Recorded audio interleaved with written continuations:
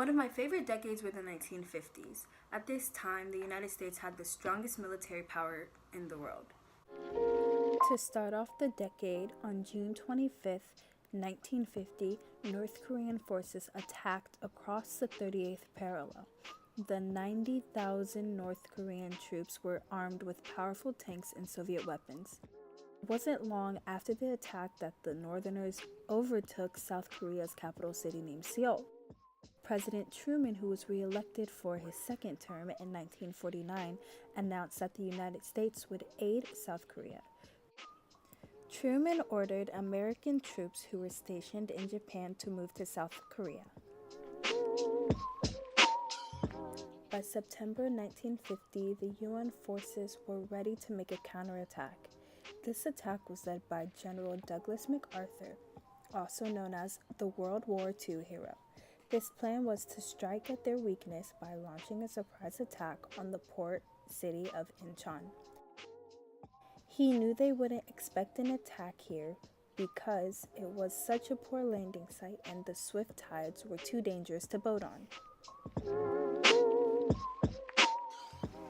He had assumed that the rapid advance of North Korean troops had left North Korea with limited supply lines. By October 1950, the North Koreans had been driven north of the 38th parallel. The 38th parallel formed the border between North and South Korea prior to the Korean War. So we all know that the United States is known for trying to fix other countries' problems without fixing the ones that they have here in their own home.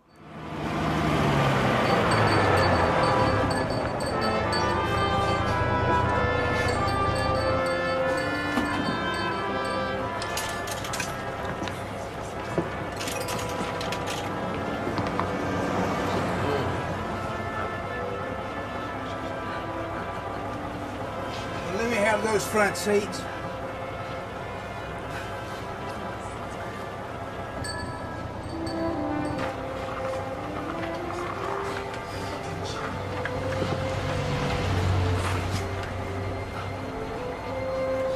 Y'all better make it lighter on yourselves and let me have those seats.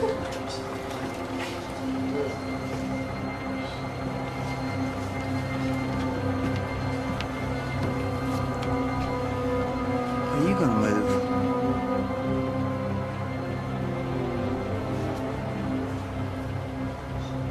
No. If you don't give me that seat, I'm gonna have you arrested.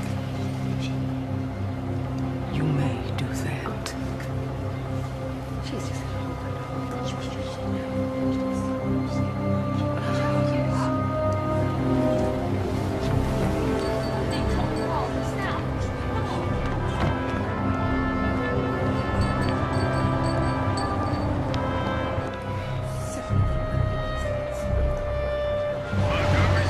Dispatch, driver James Blake.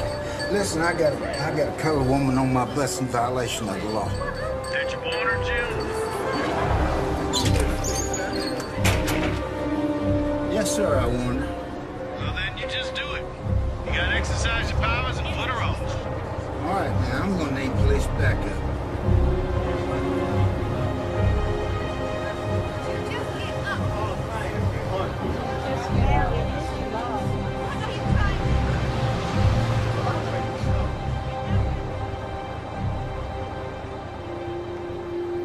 Grandpa, I think I hate white people. Only thing you need to remember is that you're as good as anybody else. White, black, or green with stripes. Don't ever be afraid of what can happen to you if you're fighting for what's right. As long as you keep that with you, then hat'll be a word for other people.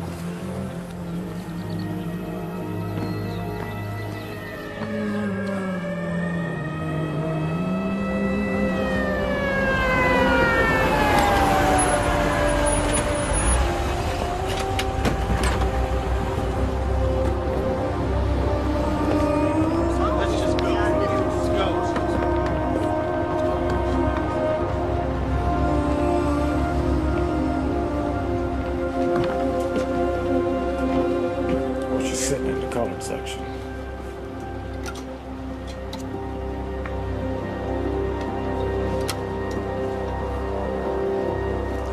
dedicated to that seat, and she wouldn't move. I want her arrested. Why won't you stand up? Why do you all push us around? Will you listen to that? The law is the law. Lady, you're under arrest.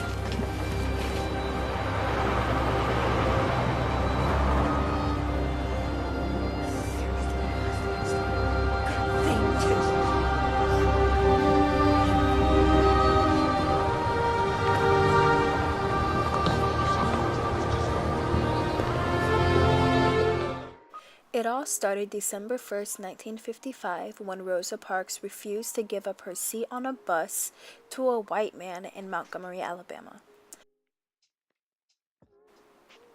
That day launched the Montgomery bus boycott by 17,000 black citizens. She believed that segregation between races was wrong. Rosa Parks was one of the most popular female civil rights activists, also was called the mother of the civil rights movement.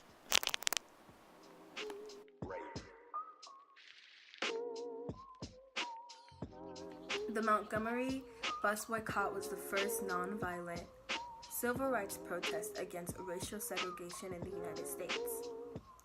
Warning, the following clip I'm about to show you has explicit content in it, so just don't get in trouble. 7 for the Dodgers. No score with the bottom of the 8th coming up. All right, nigga. Hey, boy. Porch monkey. Hey, nigga, I know you can hear me. You know what you're here for, don't you? Huh? You're here to get the nigga dollars for Ricky at the gate. You don't belong here, nigga! Another amazing athlete that everyone knows about is Jackie Robinson. Robinson was the first African-American major leaguer. He graduated from John Muir High School in Georgia. First playing in professional Negro leagues, he was soon chosen by Branch Rickey to help integrate Major League Baseball. Rickey interrogated Robinson extensively for 3 hours on August 28, 1945. He glared at Robinson, shouting demeaning words and phrases while observing his reactions. At the end of the interrogation, Robinson quoted a Bible verse that advises turning the other cheek. You want a player who doesn't have the guts to fight back? No. No. I want a player who's got the guts not to fight back. Jazz was mostly played because it had a different style to it that people loved. You like jazz? According to Google, if you don't feel like reading this, it is okay, because I didn't read it either. Strange Fruit, which was about all of the lynchings in Southern America. So it is now late, and I realized I didn't record a part for Billie Holiday, so I will now be giving you the rundown. Billie Holiday was a good example for hustling to get to the top. Her song Strange Fruit was about Southern lynchings. She wasn't just a singer, she was also an activist. For years, she struggled with the usage of heroin. According to several reports, she started using heroin in the early 40s during her marriage with Jimmy Monroe. She went to jail in 1947 for the possession of drugs, and 2 years later, she was busted again with heroin by the police. Battle with drugs and alcohol is taking a toll on her voice and career. She was able to make 5 more albums and go on tour in 1952 before she was arrested again in her hospital room for drug possession that June. Despite her personal problems, Billie Holiday still remains a major star in the world of jazz and even in pop as well. July 17th, 1959, she dies from alcohol and drug-related complications. Okay. If you're kind of lonely and all by your only, then nothing but the blues are brewing. The blues are brewing. When the wind through the willow. Billie Holiday still remains a major star in the world of jazz and in pop as well. Hey, Daddy, on the treatment roll. Come and love your mama all night long. Yeah. Oh, yeah. What did I say? See the girl with the diamond ring? You bet she can. Yeah. Oh, yeah. From her fierce eyeliner to her signature blonde hair, James Zeta was one of the only artists in the 50s to be able to embody various styles of music into her singing. James Zeta's mother was 14 when she had her, and she grew up never knowing her father. The thing that attracted everyone to her music was that her stories were brutally honest and heartfelt. One song called All I Could Do Was Cry is about her ex marrying another woman. She wrote a song about how much pain she was in as the whole thing was happening. She helped bridge the gap between rock and roll and rhythm and blues. She was able to release her last album called The Dreamer 2 months before she died from leukemia in 2003. Some got a hold on me, yeah, yeah. Oh, some got a hold on me right now, yeah, child.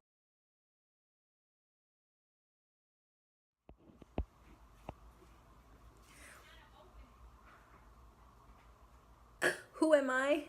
The best. Okay. Just do it. Just do it. Just do it. You're almost done. Okay. Don't know how to... What?